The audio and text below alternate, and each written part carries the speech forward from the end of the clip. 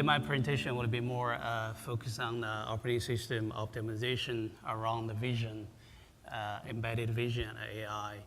I will give some case studies and especially focus on the camera, image processing, and also AI algorithm. Well, a little bit on the Thundersoft. Thundersoft, we have dedicated units, business line, work on we call it intelligent vision. The reason we call it intelligent vision is that traditionally we call it computer vision, but nowadays with AI, we start to make it intelligent. That's why we call it intelligent vision.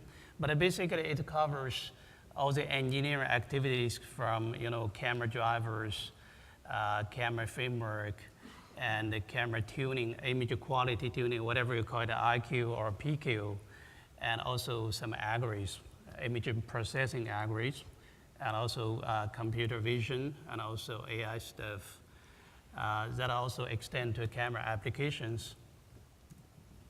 Well, in my presentation, I will quickly go through a few case studies, list some embedded vision challenges, and also some case studies of system optimization, especially now very fragmented embedded environment and chipset.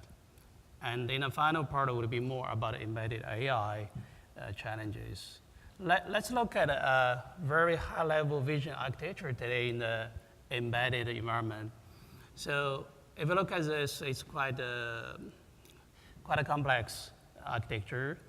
There's also kernel space, user space, video photonics, camera API, plus a key part would be the 3 AI algorithms, including autofocus, auto exposure, and white balance.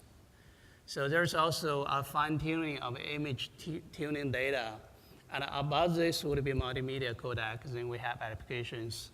But a camera outside this, there's also some video analytics engine. This is a high-level architecture.